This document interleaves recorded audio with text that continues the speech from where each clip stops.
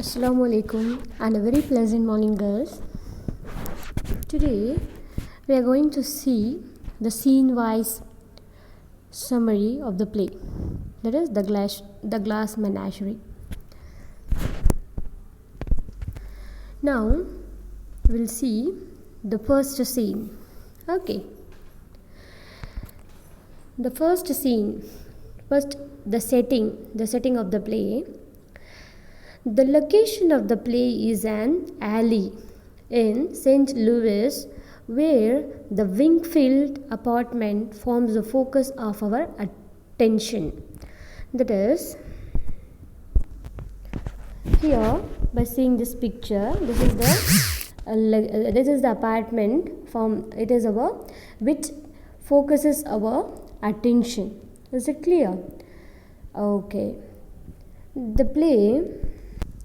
The setting of the play is here.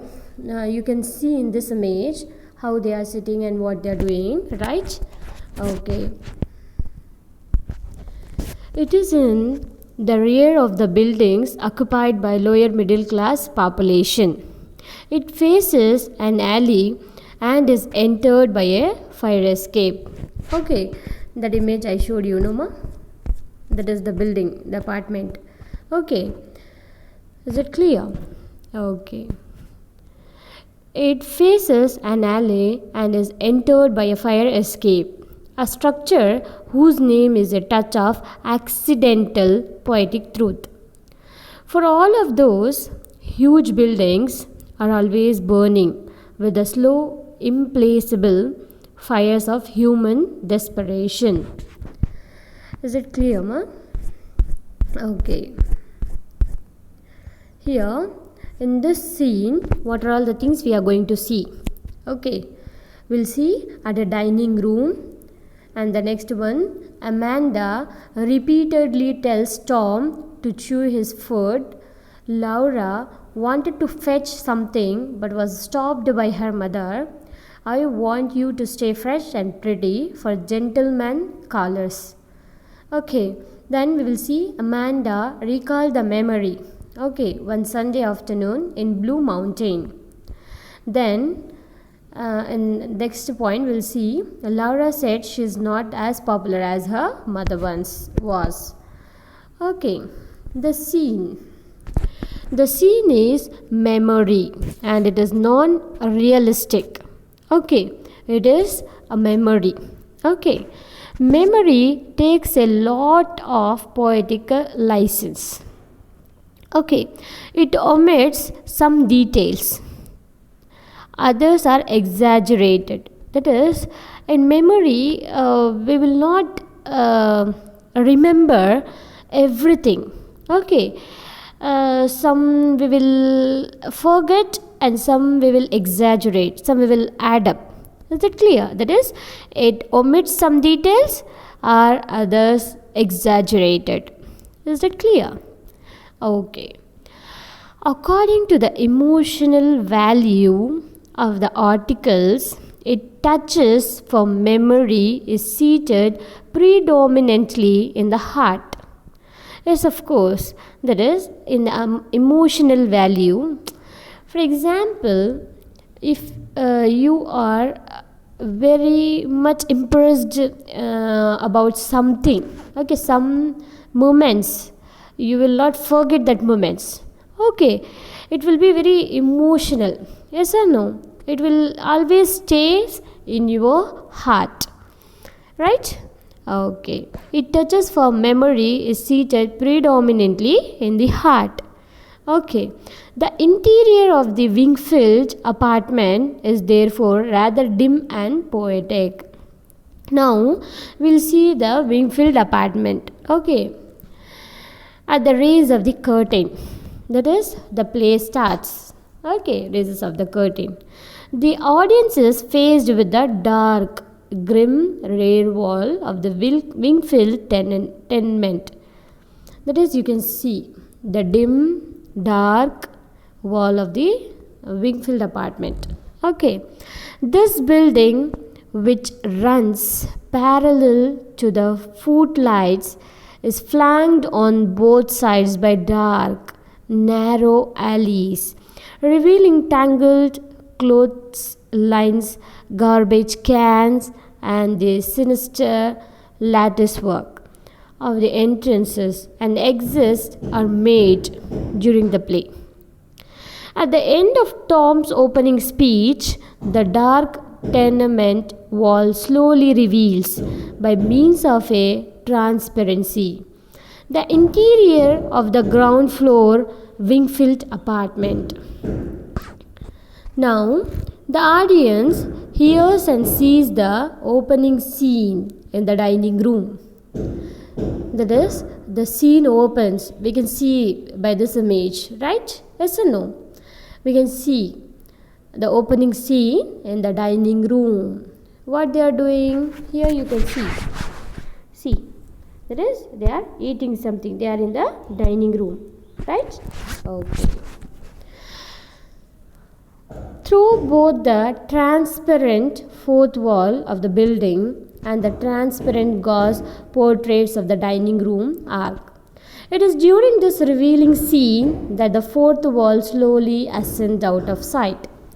Okay, here we can see 1, 2, 3 walls.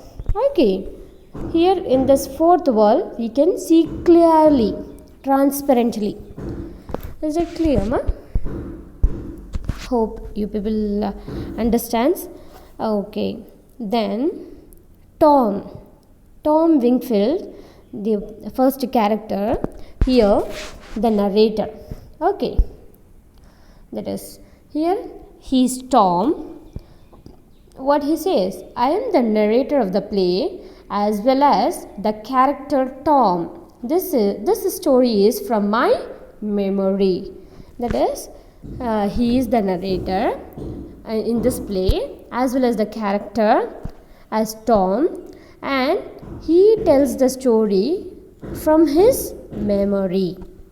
Is that clear? Okay. Tom enters dressed as a merchant sailor. After crossing to a fire escape, which also serves as the entrance to the Wingfield apartment. That is this place. Here we can enter, right? Yes or no? Here Tom enters. Okay, it is called as fire escape. Entrance of the Wingfield apartment. Is it clear, ma? Okay. Then, which also serves as the entrance to the Wingfield apartment. He stops and lights a cigarette. Then he addresses the audience. What he does? He stops and he lights a cigarette, and then he started addressing a audience. He says that he has tricks in his pockets. He has things up his sleeves, but he is the opposite of a stage magician. That is, he's telling, I'm having tricks in my pocket and things in my sleeves, but he is the opposite of a stage magician. Well, the stage magician gives them illusion that the appearance of truth, he gives them truth in the pleasant disguise of illusion.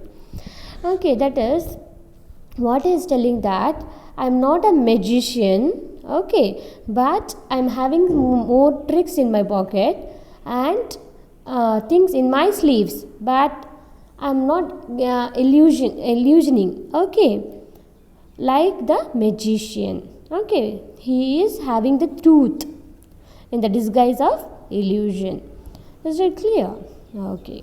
He points out to the audience that this is a memory play, and as such it is dimly lighted, sentimental and not realistic.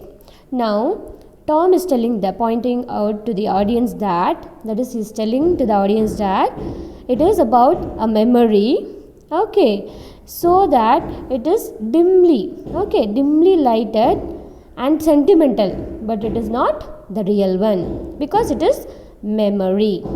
Is it clear? Okay. Then Tom Wingfield, one of the characters in this memory play, he is narrating and he's telling that here in this play, that is Tom Wingfield is a character who narrates from memory what happened some 14 years back during the time of the Great Economic Depression of the 1930s. Okay, that is he is telling from 14 years back in his memory, from his memory, that what happened, okay, in the year 1930s.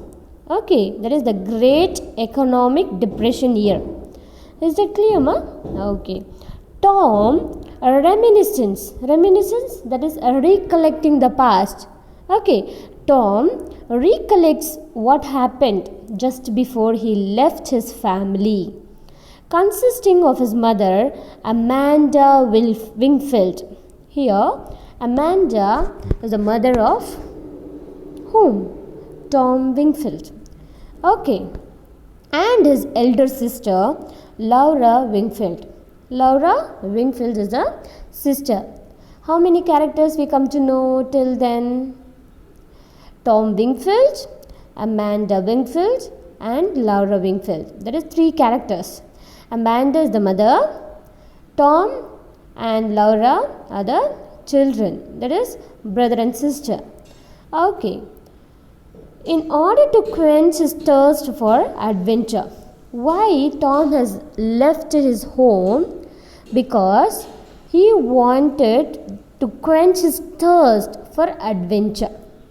Is it clear? Tom points out that it was a period of unemployment and labor unrest affiliating the American life. Now he says that it was the time where the economy was in a great depression and everywhere there is an unemployment. So while there was a revolution in Spain, there was only shouting and confusion in America. Is that clear, ma? Okay. Then memory and music. In memory, Tom points out everything seems to happen to music.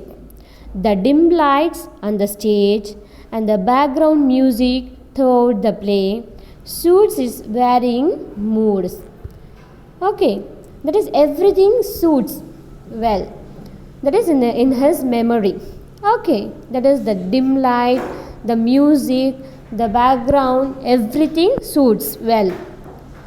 Tom informs the audience that he both the narrator of the play and also a character in it. That is, he is telling that I am disguising as a two, that is double face. Like in memory, I am a character and I am now a narrator. Is it clear? Okay. Then Tom informs the audience that he both the narrator of the play and also a character in it. Is that clear, ma? Okay. He then informs about the other gentleman caller, Jim O'Connor. Here he is then informed about the other character of the play. They are his mother Amanda, his sister Laura, and a gentleman caller, Jim O'Connor. Okay, who appears in the final scenes 6 and the 7th. There is Amanda and Laura continues from second scene, but Jim O'Connor appears in the final scenes, that is in the 6th and the 7th scene. Okay, Tom tells that the gentleman caller is the most realistic character in the play, being an emissary from a world of reality that we were somehow set apart from. As Tom has a poet's weakness for symbols, is using his character as also a symbol. He is the long delayed but always expected something that we live for. The 5th character of the play, who doesn't appear except in the large than life size father, a telephone man. Okay, Then, who deserted the family a long time ago? He sent only a postcard marked "Hello, Goodbye" from Mexican town without any address. Okay, now Tom finishes introduction of the character, the interior of the Winfield apartment lights up. Amanda is seen sitting with Laura at a drop leaf table. Here. Okay, as they are about to have dinner and are waiting for Tom. Tom leaves the stage to reappear a moment later in his place at the table. Okay, to have dinner. Is it clear? Here, Laura is waiting for Tom in a dining table. Okay, for dinner. Is it clear? Then, from this point onwards, he functions as both narrator and as a character in the play. Now, what he is doing? He is functioning as both the thing, as the narrator as well as the character in the play. As the Wingfield fall to dinner, Amanda begins her regular lecture on table manners to Tom. Now, in this scene, we will easily identify that here Amanda is giving lecture on table manners. Okay, how you have to eat and how you have to behave, like that, to Tom. Is it clear? It is as usual. Tom becomes irritated and tells his mother that he has not enjoyed even one bite of his dinner because of her constant directions of how to eat it. Okay, because of that Amanda's lecture, because of his mother's lecture, he is not able to enjoy a bite. So he has become irritated. Is it clear? He says that he like attention to every bite he takes and lectures on slavery glance. Okay, is quite sickening and makes him rush through meals. When he rises from the table to have cigarette, Amanda begins accusing of his smoking too much. Now, after all those things, what happens? Tom becomes very irritated. So what he does, he leaves the table and begins to smoke. At that time also, Amanda begins accusing of his smoking too much. At this moment, Laura offers to bring the blanc mange, that is jelly made with milk. Okay, at that time Laura comes and offers her some dessert. Okay, jelly made with milk. Is it clear? To Tom. But Amanda asks her to stay back as she wants Laura to stay fresh and pretty. Now it happens. Okay, in this scene you will come to know that how Amanda is telling to Laura, you have to stay always fresh and pretty. For gentlemen callers, that is Amanda mother wants her daughter to be always ready because daughter should get some suitor, that is some man to marry. But Laura says that does not arise now, as she is now expecting any gentleman caller. Amanda tells Laura that sometimes they come when they are least expected. Now for that, Laura is telling to Amanda that I am not expecting any callers. But Amanda says that you will get when we are least expected.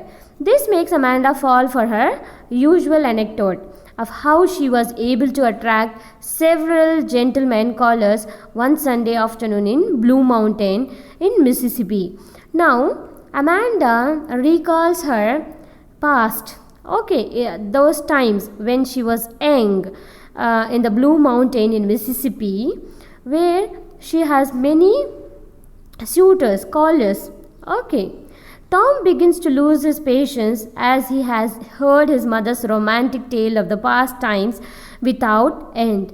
Now, by hearing those things, Tom, the son, begins and loses his patience. And when Amanda says about her romantic tale without ending, okay. But Laura tells Tom to let her mother recount her past, which gives her joy in contrast to the depressing present. But that sister, Laura is sister Noma, what she is doing? Laura is stopping Tom. Let her, that is, let Amanda, let mother recall the past and enjoy herself, because in this way she will enjoy, because in contrast in the present she is depressed now. Is that clear? Okay. Then Amanda begins to narrate how she,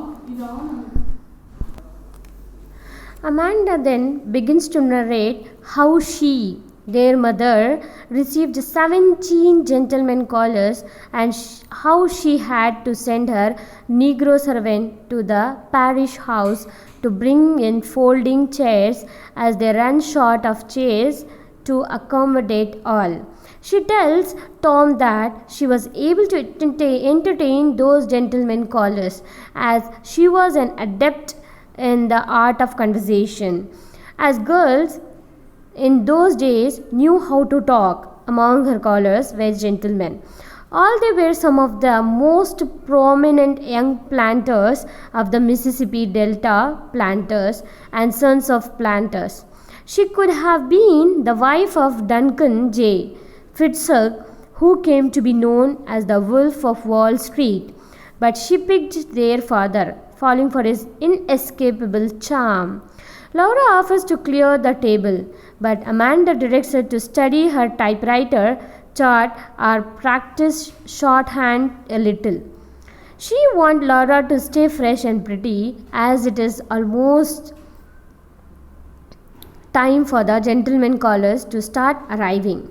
But Laura tells her mother that she does not believe that they are going to receive any, as she is not popular like Amanda in Blue Mountain. She tells Tom that their mother is afraid that she is going to be an old maid. With this, the scene fades out with glass menagerie music. That is, Laura answers that there won't be any. I am not popular like you were in Blue Mountain in Mississippi. That is, Laura tells to Tom that mother fears I will end up an old maid. Okay, by this the scene fades, that is, the scene ends. Is it clear, ma? Okay. Have you understood the scene? Here we'll recall the scene once again. Okay, that is, the scene starts with the apartment, alley, the fire escape, uses of the narrator, that is Tom. Tom is the character as well as the narrator, that is both the thing he functions. Okay, from his memory the story is told. Okay, then the gentleman caller. Here the Tom left his home because the quest for adventure. Okay, it is also a symbol, that is poet's adventure. Is that clear? And the use of music. Here we can see that Tom tells us that the situation, the music, the background and everything matches, the dim light, everything. Is that clear? Okay, then the screen device, the clash of culture and generation, that is Amanda and Laura, their culture and generation gap, and how Amanda tells that how she was, yes or no, and how how she wanted her daughter to be. Okay, always stay fresh and clean, pretty, like that. Okay, is that clear, ma? Okay, then even though this is a short scene, here Tennessee Williams has fully filled it with most essential meanings of the entire play. Okay, by this, even though it is a very short scene, still Tennessee, the writer, has fully filled it with most essential meanings and the full entire play. Is it clear? Okay.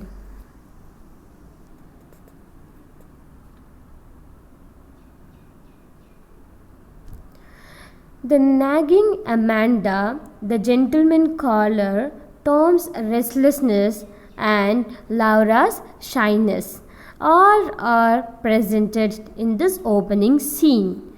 Yes, of course, we here in this scene we will come to know that the four characters, that is nagging Amanda and the gentleman caller and Tom's restlessness, that he is in quest of adventure. Okay, and Laura's shyness, because of her shyness she is not ready to accept anyone. Okay, all are present in the opening scene. Yes or no? Amanda, Tom and Laura are creatures of dreams, as the nagging present oppresses them. Is it clear? Amanda dreams of her romantic past. Here in this scene, we will easily see that how Amanda is dreaming of her romantic past. Yes or no? Okay. Then how she used to tell her past romantic tales to her daughter and her son. Is it clear? Okay. Then Tom of his future. Here we will see how Tom is worrying about his future. Okay, and Laura of her glass fingerings. And Laura, she is worrying about her glass, that is figures. Okay, glass features. The fact that Amanda advises Laura to practice her shorthand to study the typing chart prepares the audience for the beginning of the next scene. At the end of the scene, Laura, that is her daughter, wants to clean the dining table, but what Amanda suggests her? To practice her shorthand, that is the typewriting. Okay, to study typing chart, she says. By this we'll come to know that the next scene will start from some connection is there with the Laura's typing. Is it clear? Okay. For the beginning of the next scene, where Amanda will discover Laura's deception about her bungling in Rubicam's business college. Amanda, Tom and Laura are studies in frustration. Is it clear, ma? Okay. By this, here in this scene, we have come to know about the character, that is the setting of the play, and the narrator as well as the character. Who is he? That is the Tom Wingfield. Here it is about memory and music. Is that clear? Okay. And we'll come to know that is Amanda's romantic past as well as how she wanted her daughter to be. Is it clear? Okay. By this, your first scene ends. Is that clear, ma? Okay. Okay girls, if you have any doubts, please do ask girls, then only I will clarify. Please do watch the video. Thank you, take care, bye bye, Allah Hafiz.